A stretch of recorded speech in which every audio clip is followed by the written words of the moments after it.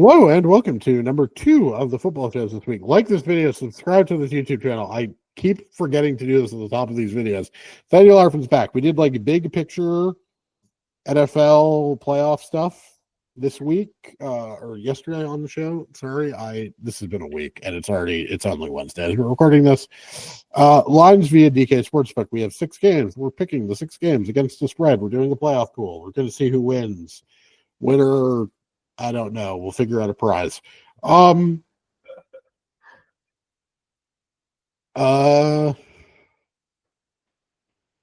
Chargers 2.5. Chargers minus 2.5 against the Texans. It's kind of a fraud 2.5. It's 2.5 minus 120. Texans are plus 136 on the money line. It's a total of 42.5. Nathaniel Arfin, I'm going to let you lead off on this game. I know where I am going. Where are you going with this for a Texans team that is kind of falling apart towards the end of the season?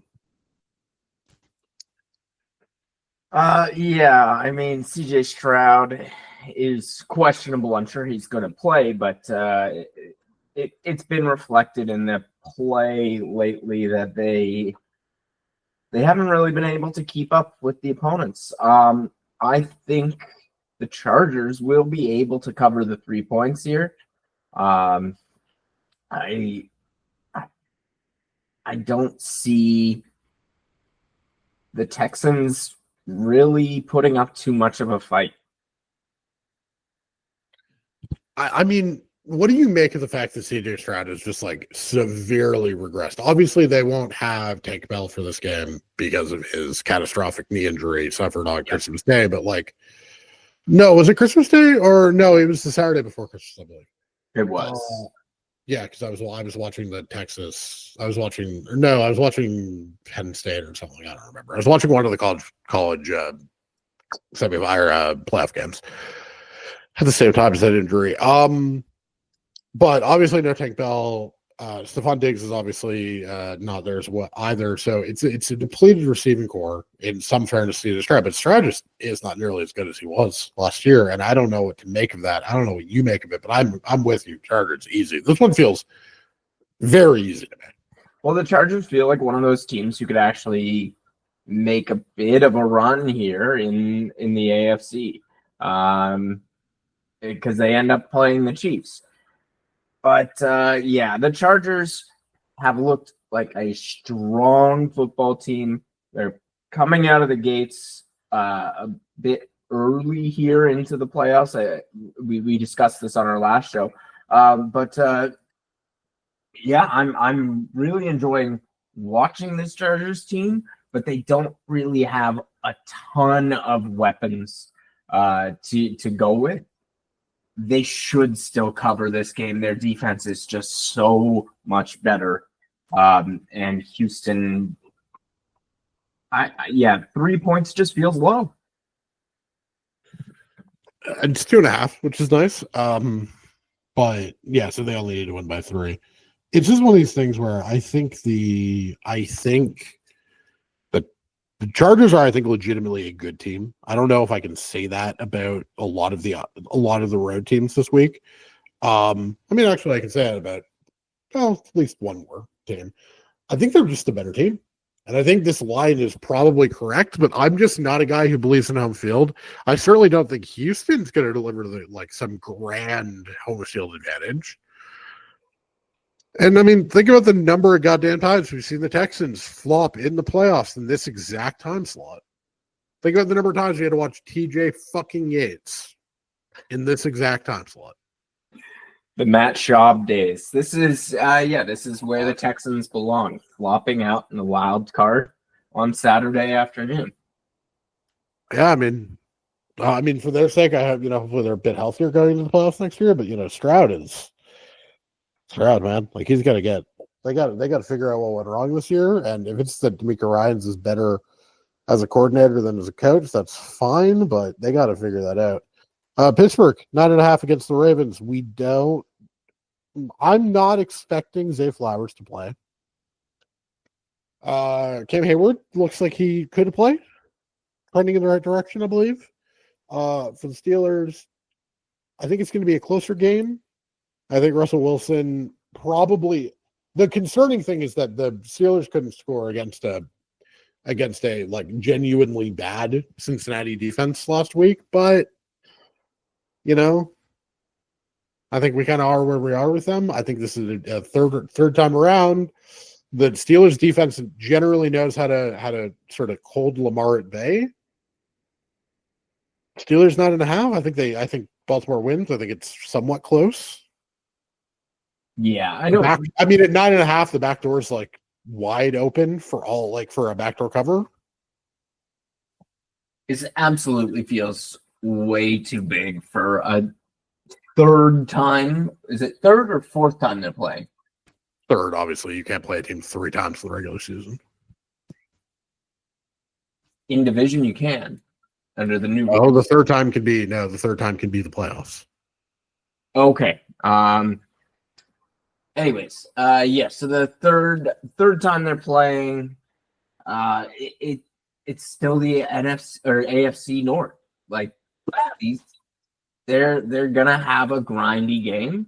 I think that Pittsburgh absolutely covers this line. I just don't. I mean, look, the last time these two teams played, now Baltimore still probably should have won the game because Justin Tucker missed a couple field goals, but then again, Justin Tucker's not very good anymore, which sucks. But like, I just don't think you can expect. Like Lamar's had some playoff foibles in the past. I think he wins the game. I'm not saying that, but like the idea that this is like unnecessarily close, or even Pittsburgh's leading at halftime, and then Lamar's like fine and just wins by 5. Russell Wilson has the ball and can't do anything. Like he had the ball and couldn't do anything against the Bengals. Seems very plausible to me. I swear that we'll have more interesting. We'll probably argue at some point in this slate. Do you want to make the case for Bo Nix? Broncos plus 8.5 against the Buffalo Bills in Buffalo in the first of the Sunday games. Would you like to make the case for Bo Nix? Plus 8 feels, again, really a big line. I mean, sure, his last matchup was basically against a non-existent Kansas City team, but he has looked pretty good of late. He has thrown for 2 touchdowns, at least 2 touchdowns in 5 of his last games, including 4 against the Chiefs, 3 against the Bengals, which landed in a loss in overtime. And he's come around to be a reliable quarterback who can hit his weapons or at least overthrow them and get some yardage for the team. They're healthy, relatively healthy coming into the game. I don't see them having success. Of course, I think the Bills are going to end up winning this game, but I think the Bo Nix can keep it close. The Broncos can keep it close, and look for the under to hit on this one. Interesting that you like the under. I think this is going to be a shootout. Now, I don't think it's going to be a particularly competitive one. I mean, the Broncos defense is very good. I think they were top of the league, and even if he'll play for the season, though, that does weaken if you only take the last half of the season. They're down to 6th.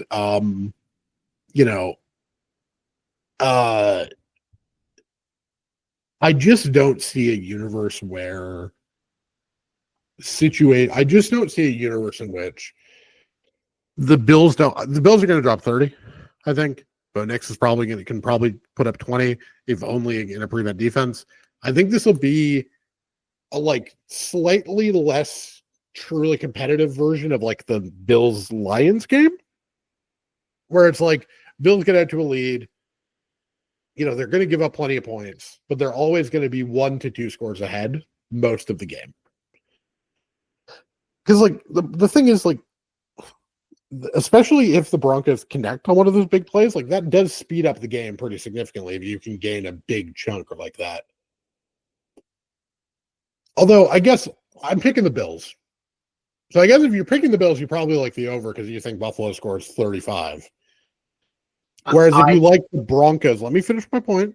Whereas if you like the Broncos, and you're taking the Broncos, correct? That's correct. I was fighting on, but not fighting. I got distracted by a Twitter message for a second.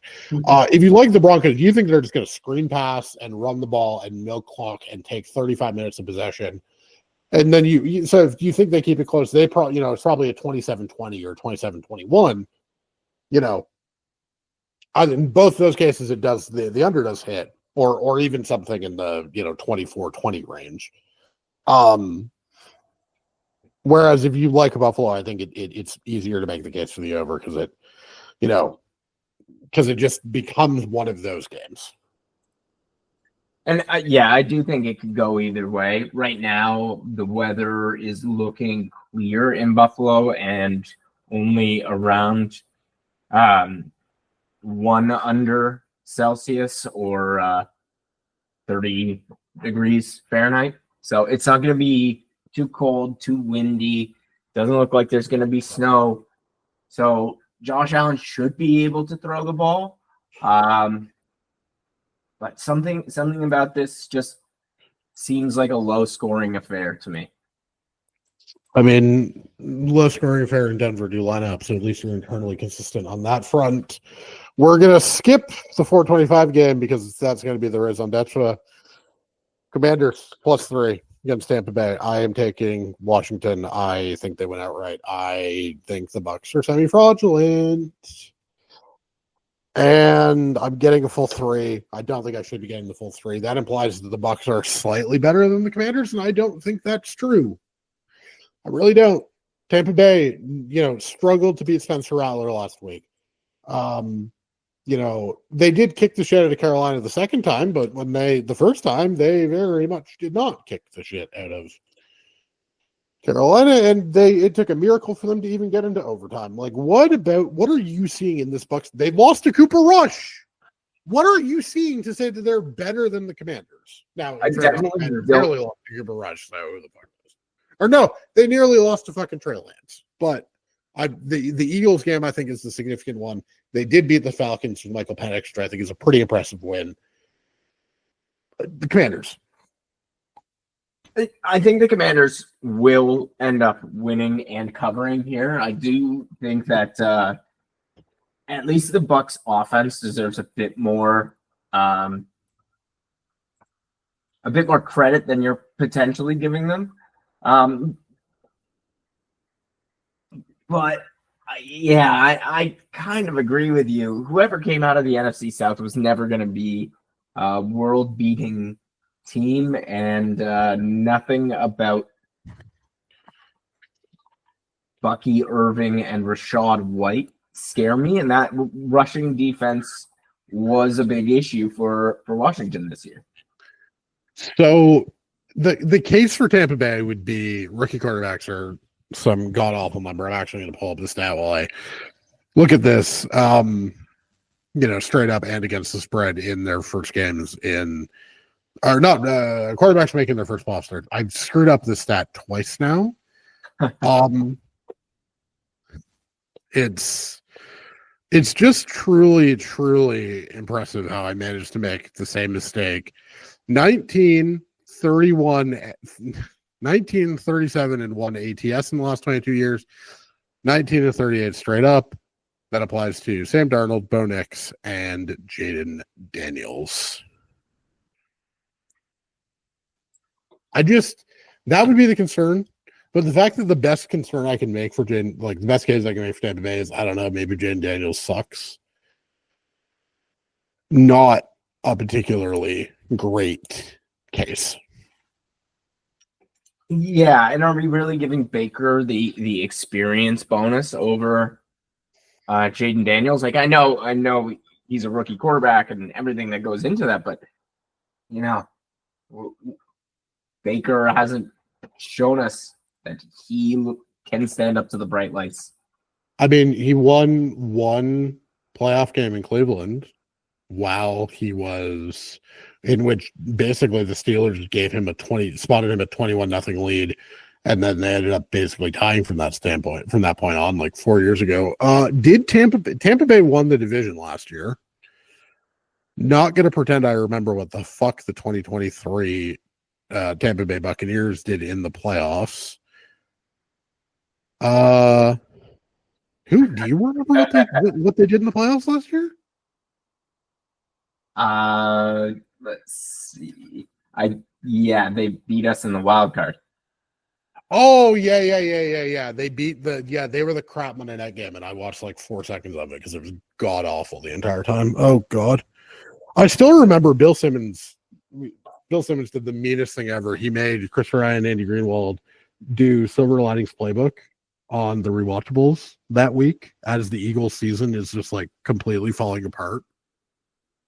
One of the meanest things he's ever done. I loved it so much. That Eagles team last year, that collapse was great.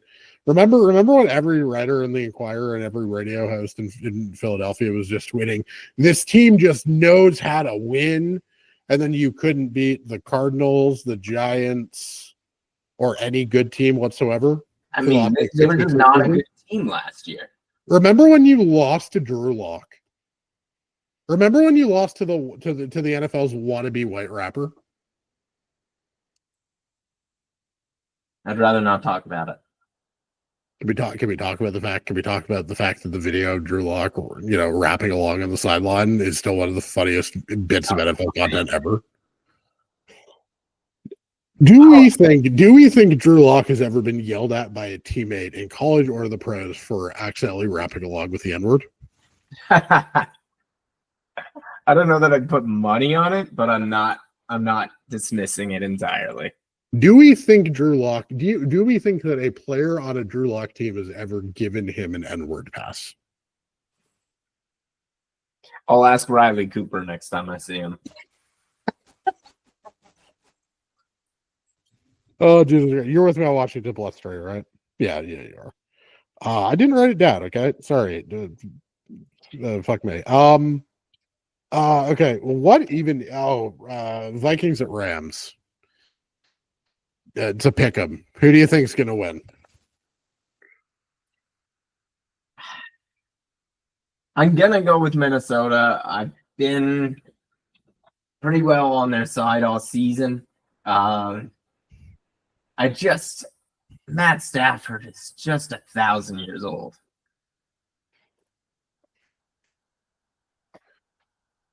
Yeah. I mean, that's okay. Why did the Rams not play their guys last week?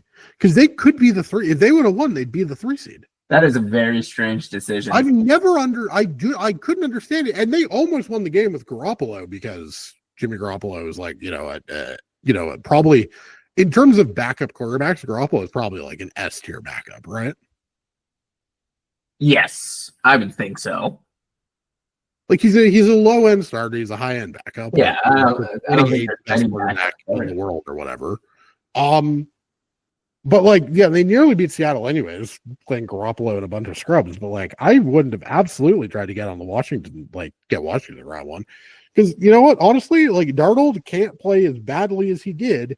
And if you give any team the just sheer number of opportunities that the Vikings had last week, you just have to bet on their regression. You have to. Yeah, and this game is basically the Vikings are taking all of the money and handle. Great. Yeah, I think this one's going to move. I feel probably worse about this, but yeah, I think by Sunday you're going to have to pay 1.5. I mean, fortunately, I guess you'll be paying. What you'll actually be paying is what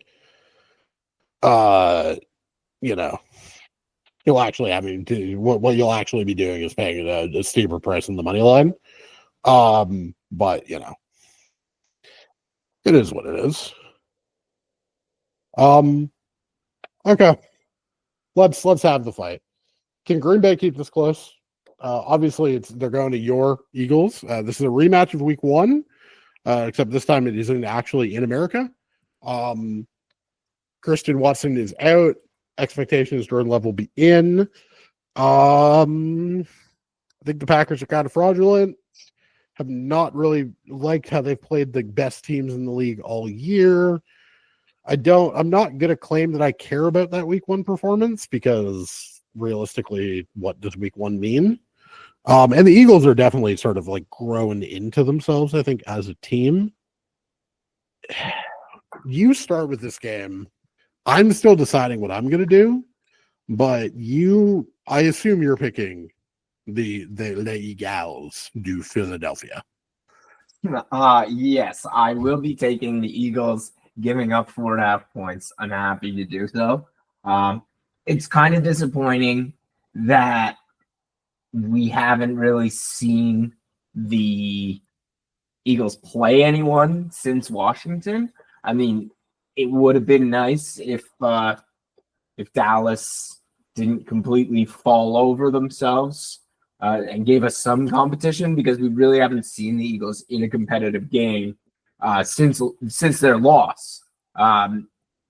That's my basic only hesitation, is we haven't had Jalen Hurts taking competitive snaps, and it could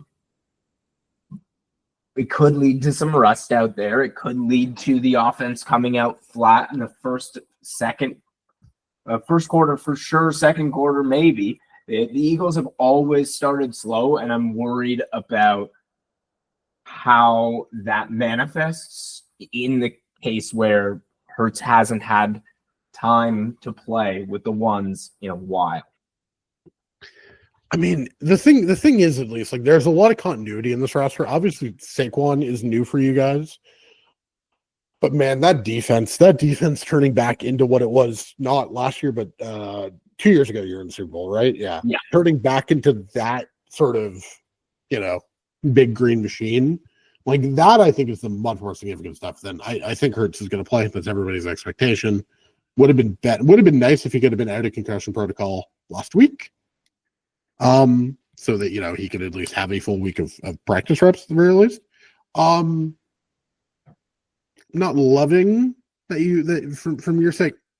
The case for Green Bay is that Jalen Hurts loves taking a sack. He is like 28th of 29 quarterbacks in terms of percentage of dropbacks and sacks. Jordan Love is 3rd in that category. There's just, Hurts can put you guys in a lot of 3rd and longs, 2nd and longs, 3rd and longs. He can get you out of rhythm and out of sort of off schedule, as it were, pretty easily. Yeah, your defense is very good, but Jordan Love has the capacity to play up to the moment, right? And the thing about LaFleur is I think he's a great coach. I think he's legitimately one of the best coaches in the league. You are definitely at a coaching disadvantage. I 100% agree with that. Nick Sirianni makes questionable decisions all of the time. He's an incredibly frustrating coach to watch at times. That being said, I think the player advantage and the roster advantage leans the Eagles' way in such a way. I agree. The thing that I keep coming back to, though, is I legitimately thought Green Bay was going to get run out of Dallas last year, and they put up like 40 points, and we were in not just prevent defense, but garbage time for basically the entire 4th quarter. Yeah, and like legitimately every play of competitive time, there was a player open because LaFleur does so much interesting offense. He does so much layering. He does so many sort of like almost unintentional pick plays, like not at the line, but sort of deeper, forcing people to make decisions. And your secondary is good. It's significantly better than it was last year, right? But the thing that I worry about is you are facing a really layered, difficult, like interesting offense. And I trust LaFleur to have found enough to exploit. Well, I mean, Quinion Mitchell's still a rookie. I'm sure that he's starting to run out of gas. You excited for us to to pick on Cooper DeJean ruthlessly. Yeah, I mean the slot could be a concern. I would be interested to see how we put Avonte Maddox into the mix in the secondary. He kind of plays a bit of free safety / nickel, and he can be put into the defense in interesting ways. It's a huge advantage having the full secondary healthy. Obviously, the Eagles are going to be missing Brandon Graham up front in this one, but there's a lot of talent behind him. It's going to be an interesting matchup, and I think probably I would say definitely the most interesting matchup of week 1 of the playoffs. There's a great chance that this is the Tom Brady game because we're just going to hear him go, great point, KB, about 4,000 times. That's a great point, KB. Russ did a great job on that one, KB. It's truly fuck Tom Brady. I mean, I've hated Tom Brady for years. But I love that I have more reasons to hate him. I think I'm going to come back to the coaching advantage to cover the 4.5. I think I'm talking myself into it. I'm talking myself into the fact that Christian Watson's good, but he's probably not game-breaking enough or important enough to really matter in a team that is full of like a bunch of good options. And I don't know that there's like a sufficient tier gap in the way that like, you would run into sort of problem. AJ Brown is would be significantly more important if he weren't playing, right? It could be bias. I mean, it could also totally be bias for you. I'm not, Absolutely. I think I'm picking Green Bay. So you and I agree on 4 games this week. Nice. We're gonna do a best bet of the week. Pick one of the 6. What do you like the most? Oh, I think it's got to be the Chargers to cover. Fuck you. It just feels the most sure thing out of anything here. You realize that the Chargers are now going to win by 2 in some extremely stupid last second backdoor nonsense because you just said that, which is gonna mean that you and I are both vindicated in the sense that we both thought the Chargers were going to win and were the better team, but are somehow going to lose our bets. Yeah. I despise you. I'm with you on the Chargers. I think if I were to go something that's not Chargers, I'd probably go Washington. If we were doing like a confidence ranking, I'm excited. I'm excited that they seem to have stacked the 2 big.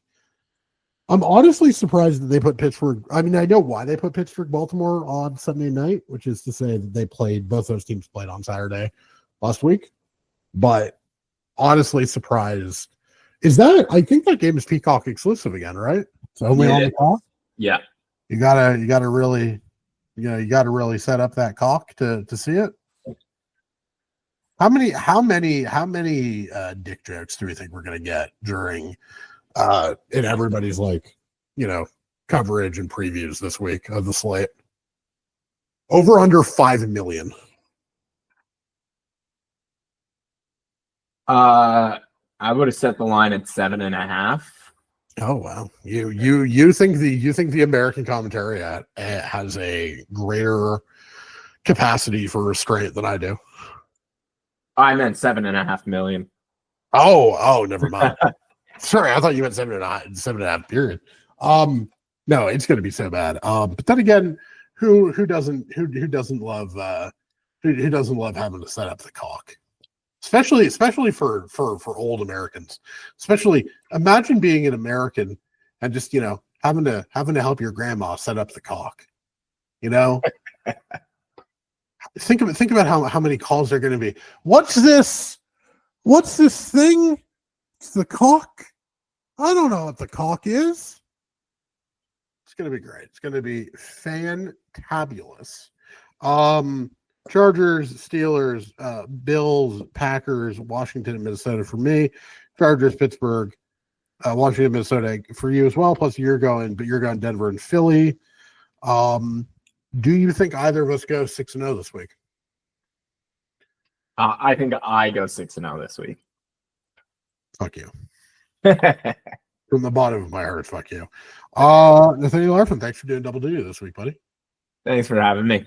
I'll have you back on. I'm really going to hold you to actually doing shows every week during the playoffs. So figure out your life. That prevents us from doing shows every week sometimes. Sounds good. Also, I will try and actually find a fucking time to run the baseball episode you and I did. So I still have not had the time to do that. Follow Arfin Nathaniel on Twitter.